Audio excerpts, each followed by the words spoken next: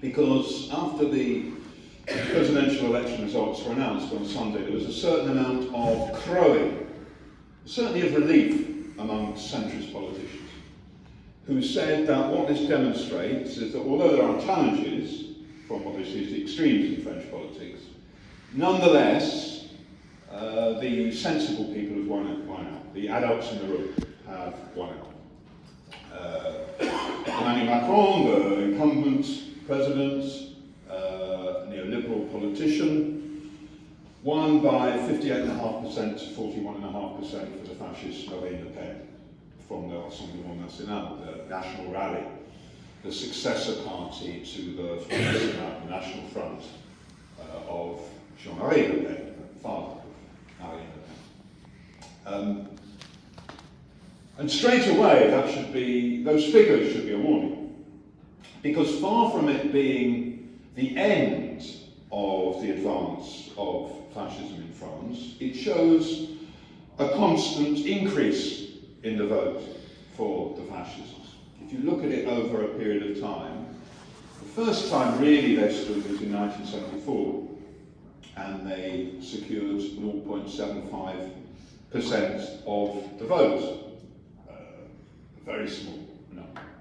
And the fascists have emerged as a small, hardcore, openly Nazified group around the people who had fought in Algeria in the colonial war, were open supporters of torture against the Algerian liberation forces, who thought that de Gaulle had betrayed France by allowing Algeria to become independent, had a great deal of sympathy with the Vichy regime during the Second World War that collaborated with the Nazis during the Nazi occupation of France.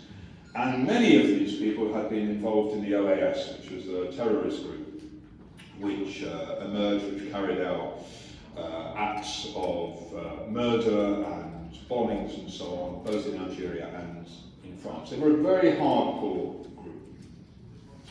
And yet, almost inexorably, their vote has gone up from then up until now. So, 1995, they'd risen to 15%. By 2017, they'd risen to 21%, and now 23% in the first round of the presidential election.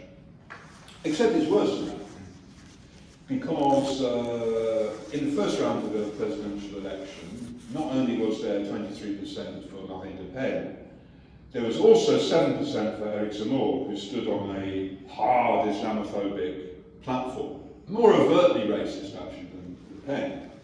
And there was another far-right candidate as well. So you put them all together and you get to about 31, 32% for Le Pen and the fellow travellers who have been encouraged by the rise of the National Front and the National Rally. And we also have to admit that there is a deep penetration inside the working class of that vote. If you look at the breakdown of the polls that were done in the first round of the presidential election in France, the polls distinguish between two groups. Ouvrière, which is the sort of blue-collar workers, manual workers, and employés, which is a broader group of workers, white-collar workers. Amongst the blue-collar group, Le Pen took 32% of the vote. That's a higher vote than any other single candidate amongst that group. And if you add in the other far-right bits, it's 41% of the vote amongst that group of workers. If you look at the broader one, the employé one, it is 34% for Le Pen and 42% for all the fascist and far-right forces together. That's a very worrying statistic, because it shows that voting for Le Pen has become quite normal inside broad sections of the working class. Doesn't mean that 42% of the working class are fascists, which it turns out later on. But the fact that they vote for Le Pen or someone like Eric Zemmour is very worrying. It shows how deep the penetration of those ideas are. Now, how do we understand that? In the immediate term, you have to look at the rule of Emmanuel Macron since 2017 when he won. Macron, he made a famous speech when he won where he said, "My rule will be one where I will stop people voting for the extremes in French politics. I will demonstrate by my rule that if only people stick with the sensible centrist policies, then all will be well." Well, of course, all that Macron's rule has done is to encourage people to vote for Le Pen. Why? Firstly, the assault upon the working class and upon working class living standards. Through, for example, attacking the pension age. Macron, if he had a strategic aim, which he hasn't fully realised and will return to in his next rule of office, was to emulate what Margaret Thatcher had done in Britain from 1979 onwards. In other words, to break trade union power and to push through a whole number of changes that would benefit big business and enable profit making to be boosted. And attacking the pension age was one of these. So quite early on, Macron launched an attack on the rights of railway workers. Railway workers were an extremely well organised group in France, for historic reasons as well, had a lower pension age than other people. So they were attacked viciously over it. Then there was a general attempt to push up the pension age. French workers, to their credit, have resisted this for a very, very long time. The basic age of retirement in France is 62 when you get your state pension. Not everybody does get it at 62, but you can get it at 62, which, you know, coming from where we are here, seems an extremely pleasant thought. God, I'd love to have been 2 years into my pension also. But, you know, and they've held it off. They've held it off. And the ruling class wants to return to this. Again and again they want to return to this. About pushing back against the idea that you might be able to retire at a time when you might still be able to live a few years before you, helpfully for the state, drop off, and therefore they don't have to pay you anymore. And we know in Britain, you know, it's 65, 66 actually now at the bottom end, 67 for some younger people in the room. That will probably be 70 before you reach the pension age, or perhaps you never will. But you know, it's a big ideological assault. Big ideological assault, because it's a waste of money for capitalism to pay people when they're no longer working. It's not a good use of money. And therefore, you know, Macron was very, very serious about it. And there were a whole number of other economic assaults. Also, a very, very serious use of Islamophobia and racism to divide the opposition inside the working class. So, Macron launches the separatism law, which essentially said Muslims are trying to separate themselves off from the glorious indivisible French Republic, and therefore they have to be stopped from doing that. They must accede to the assimilation under the French rule, otherwise they will be closed down. And a whole number of mosques have been closed down. The CCIF, the central representative body of French Muslims, a bit similar to the MCB, Britain Muslim Council of Britain, has been closed down as a result of those laws. Large numbers of people have been investigated, arrested, and so on. The cops were given immense freedom from any sort of accountability to beat people, and to arrest people, and to act in a murderous way towards people, particularly towards the Yellow Vest, the resistance against Macron, which emerged in 2018, 2019, and which posed a real challenge to his rule. It's estimated that about 2,400 people were injured by the cops during the period of the Yellow Vest rebellion. The attacks on migrants, people in Calais and so on, the smashing up of their tents and of their encampments, again and again by the Macronite police, and more authoritarianism, like, for example, the Global Security Law, which said that it would become an offence to take pictures of a cop during a demonstration, for example, because this meant that you might take a picture and beat someone up, and that clearly would be a wrong thing if that happened. All of these sorts of things were pushed through by Macron. And so the combination of attacks upon the working class, attacks upon people's living standards, and a deliberate pushing of Islamophobia and racism in order to break the power of resistance means that you encourage the ideas of Marine Le Pen. Now, Jean-Marie Le Pen used to always say, never worry when the ruling class take up some of our ideas. People will always prefer the original to the copy. That was Jean-Marie Le Pen's phrase to his supporters. And of course there's a lot of truth in it. If it's right to go as far as Macron went, maybe you should go further. And this is what Le Pen has always done. We should deny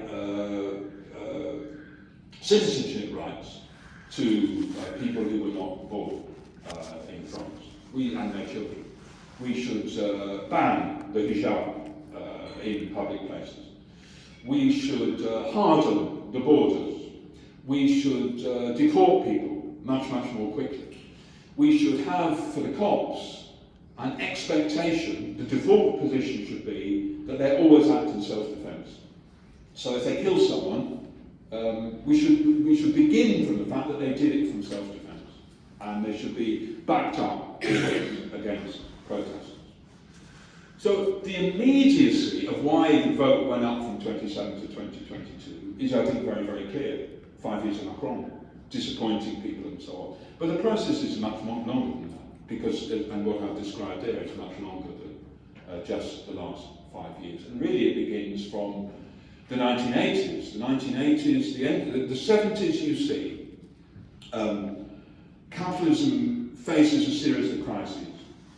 Those crises are met by ruling classes throughout the world, whether that be Thatcherism, actually earlier than Thatcherism, the Labour government of 1976 to 1979, but then also Thatcherism afterwards, were a series of attacks upon working class people, either by governments of the left or of the right.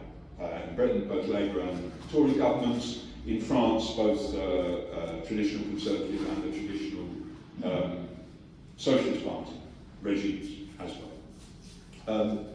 And simultaneously with that, the fascists begin to raise that the problem is actually immigrants and Muslims and people who don't assimilate to France. And therefore, the mainstream parties go along with this as they seek to defend their voting base.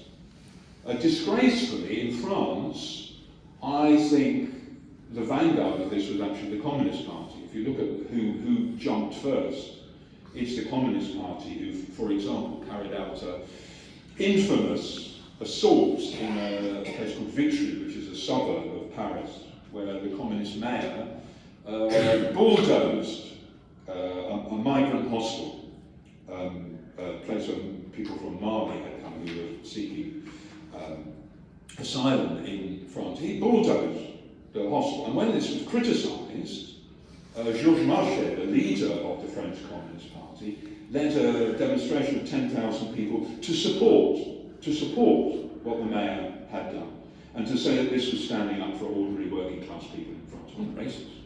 This was just defending the rights of ordinary working class people. They were in the vanguard, as I say, appallingly. If you then look at the other mainstream parties, you can see that they begin to put forward the same sort of rhetoric. So François Mitterrand, for example, one of the great figures of the Socialist Party, the equivalent of the Labour Party in France, talks about that we have reached the limit of toleration of immigration. If you look at the conservative forces, they begin to talk about the smell of immigrants and so on, the noise of immigrants. All of these sorts of phrases are taken up by the mainstream parties. In 2004, all of the main parties, with the support of sections of the far left as well, I regret to say, pushed through the laws saying, for example, that a Muslim veils should not be allowed in schools. And you see that there's this constant wave of assaults upon Muslims, creating this feeling that the whole of politics is shifting rightwards, because all of the main parties are taking this up, almost unchallenged by anybody outside of the hard groups of revolutionaries and of anti-racists. And that's obviously, you know, what has given the possibility of Le Pen to grow inside this situation. Now, one question which is argued about in France, and people might want to discuss it further here, is Le Pen really a fascist? Is she really someone who's like Hitler? And I think we have to discuss this because it matters. You know, if we think about why is fascism bad, is fascism bad? Is it fascism really, or is it a bit like Boris Johnson? Boris Johnson does appalling things. Boris Johnson, Priti Patel want to pick people off the south coast of Britain and send them to Rwanda. That's pretty hard line. They want to deny the existence of institutional racism. They want to carry through a very, very clear policy of scapegoating migrants and Muslims for the problems in society. So it's not an accident, is it? I mean, they're not, the Rwanda plan didn't instantly emerge, oh, we're in trouble, Boris, what should we do? Well, let's have a go at migrants. I mean, it's more long-term than that, much more long. I mean, the nationality and border bills, which is just going through its last parliamentary phases, for example, has been going for much longer than Partygate. But nonetheless, they're using it very clearly, absolutely. And Johnson today, in the Commons, when he was under pressure, started, you know, whatever you say, we're doing the right thing about sending these people to Rwanda. It's absolutely clear how they use these sorts of maneuvers. So, is there a difference between Marine Le Pen and Boris Johnson? Or Trump? Is Trump a fact? You know, there's a long argument we can have. I just want to make a couple of points about it.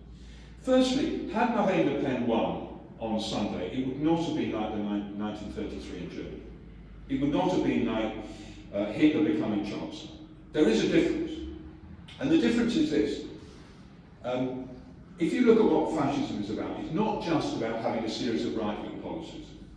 It's not just about being nasty towards migrants. Not just about stepping up attacks upon working class people. There's been decades of that from many, many politicians of the right. Fascism is about going much further than that. It's about smashing up working class organisation. It's about smashing up any sort of independent democratic organisation and imposing a dictatorship which allows no opportunity for oppositional forces to emerge or for an independent working class movement to exist. So, it doesn't just kill people like those in this room, though it would, regrettably, but also would send Francis O'Grady, the General Secretary of the TUC, to a detention camp or to a death camp. In other words, you know, quite right-wing figures inside the independent Labour movement. It goes much further than that. Now, Marine Le Pen would not have done that on day one. Well, Hitler didn't do it on day one, but anyway, that wouldn't have happened immediately. Because Marine Le Pen does not have, yet, a force extraneous to the state which is capable of implementing such a model. If you look at what Hitler had and what Mussolini had, they had their own private armies of people in the street who could go to workers' picket lines and smash them up. This is how Mussolini began. Mussolini began his political life by getting a group of people to go and attack the printing press of the Socialist Party and smash it up and kill the people who were in the building. That's how he announced himself. And then they went to bosses and to landowners and said, you've got a strike. You'd probably like those pickets removed, wouldn't you? And the bosses said yes, and they went and killed them. Marine Le Pen does not have anything like that at the moment. But I give you a warning. There are glimpses of it already in France. There was a student occupation during the 2 rounds of the presidential election, opposed to Le Pen and to Macron. Said, this is a terrible choice. This is an appalling choice. We want more than this. We want more than just being able to choose between, as the phrase goes in France who want to go to something more than choosing between plague and cholera.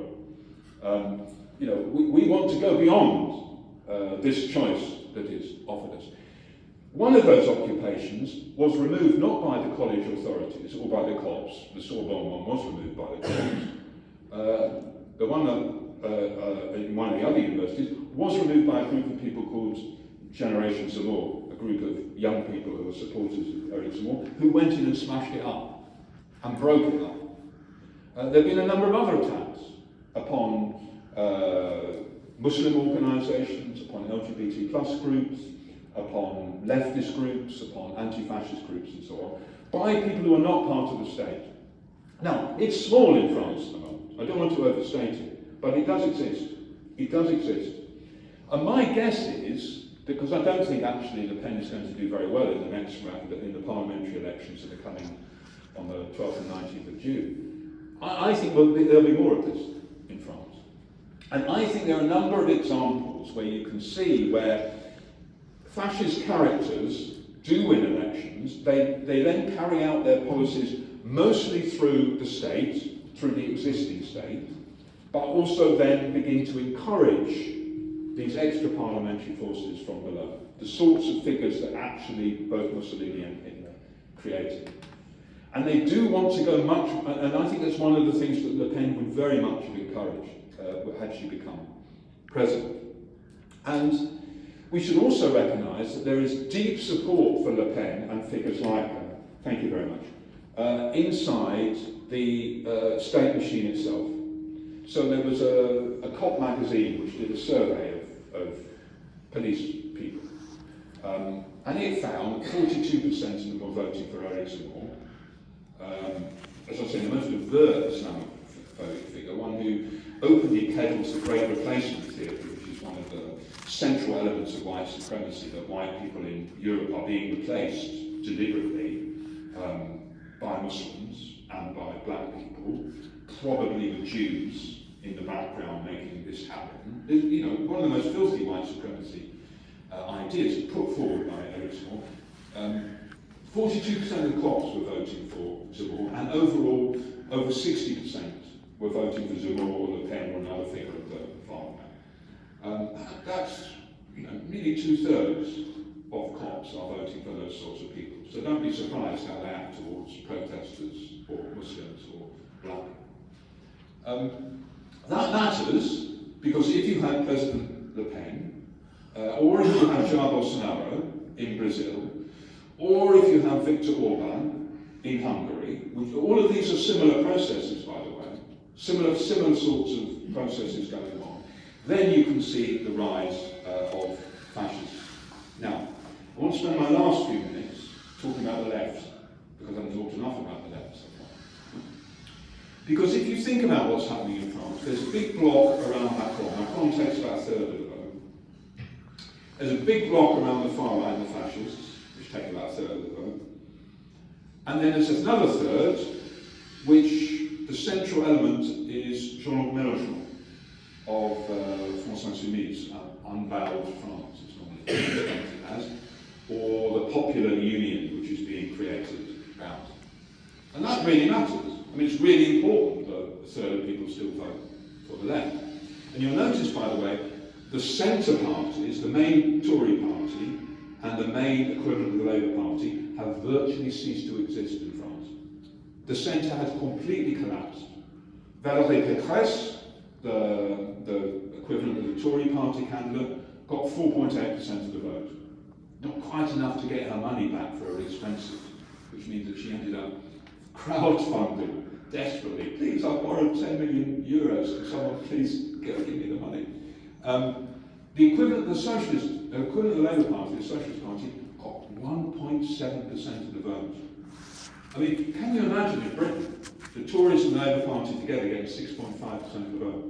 I mean, that's what you're talking about. These are the two great parties who used to be utterly dominant inside French politics. One of them would be president, one of them would be prime minister, then they'd switch round, so it would go on. So it would go on forever, it seemed. They virtually ceased to exist. But Mélenchon got 22% of the vote, and that's very hopeful because that's a sort of let's say it's a Corbynite program, if he stood. We could argue about that, but let's say he stood on that sort of level of politics. And he did very well amongst young people. He did very well in the big cities. He took 10 of the 16 biggest cities in France. He did very well amongst Muslims, partly because he threw off some of the worst bits of his French Republican nationalism, which he always used to put on. He used to refuse to use the word Islamophobia, for example, so he didn't believe that existed. No, he's much better about these things. And he went up from 37% of the Muslim vote in 2017 to 68% of the vote of the Muslim vote this time. Very, very significant. But there's a problem, and the problem is this. Mélenchon is obsessed with elections. Obsessed with elections. So as soon as the results come out, what does Mélenchon say? The crucial thing now is to prepare for the legislative elections, the parliamentary elections, that are going to come up in June, and vote for me, and I can be Prime Minister. And I can be Prime Minister. Even though Macron will be in the Elysee, I will be in the Prime Minister. No attempt at all to organise at the base of society. No attempt at all to say Macron will be in or Le Pen will be in. Whichever of them in, they are a mortal danger, and they are a mortal danger because Macron will now start to assault people again over the pension age. He will put through, he's already said there will be a tax upon the benefit regime, there will be a tax upon the 35-hour week, there will be attempts to jack up the rate of profit, and there will be more attacks on Muslims and more attacks on migrants. So both of them are a mortal danger to us. So on Sunday night, I got 7 million votes in the first round. I want to see as many of you as possible on the streets on Sunday night demonstrating that we are not going to accept it, whether it's Le Pen or Macron. And particularly if it's Le Pen, don't go to work on Monday. Show that it's the 7 million of you voted for me. We are a force on the streets. Not a word. Not a word of that sort. No, don't forget to vote for me. And also now I must have a manoeuvre, and I must involve the Greens, and I must involve the Communist Party, and I must involve NPA, the far-left organisation. And together, we will be able to win the elections. Now look, I might vote for Mélenchon if I were in France, and that was the only opportunity to vote in June. But to be clear, the critical balance of what will happen in France, of whether the fascists will continue to advance, of whether the fascists will continue to push politics leftwards, is not about what happens in the legislative elections in June. Because they will tread the same sort of path as has been trod by Syriza in Greece, by Podemos in the Spanish state, by the Socialist Party in Portugal, by the leftist president in Peru, and so on. In other words, the critical thing is not whether you win an election. The critical thing is about the level of struggle from below. And this has always been true in France. The most important things that have happened in France in recent years were the strikes against the pension assaults. Not just the ones that were called by the main trade union federations, but the fact that there was rank and file, unofficial strike action by the public transport workers, the RATP workers in Paris, for example. The Yellow Vest movement, which, was a contradictory movement at first, but became a more and more left-wing movement as it went on, and directly confronted the cops and the state machinery in France. The climate change mobilisation, the women's movement mobilisations. This is what has really put a challenge towards Macron, and also demonstrated how it's possible to overcome the fascists. What's needed to defeat the fascists is, first of all, a united front operation of all those who actively wish to be involved in confronting them on the streets, in organising them against them in the workplaces, in popularising the anti-fascist message inside the towns and cities and villages of France, but also, and absolutely inextricably linked to it, a socialist message about transformation, which doesn't just go about defending what exists in the here and now, but also talks about how we can have a different sort of society. And wherever the menace of fascism comes up, these two elements, the united front, combined with socialist propaganda in order to offer hope to the working class, is absolutely central. This is the lesson we need to take away from France. At a moment of danger, because far from Le Pen and the fascists being crushed, they actually are a real danger in France, and they show that there's a real danger of this rolling out much more broadly. This is why all of us need to think very, very seriously about raising the level of struggle, about fighting back, about taking on fascism with as wide a group as possible in action, but also about socialist transformation. Thank you.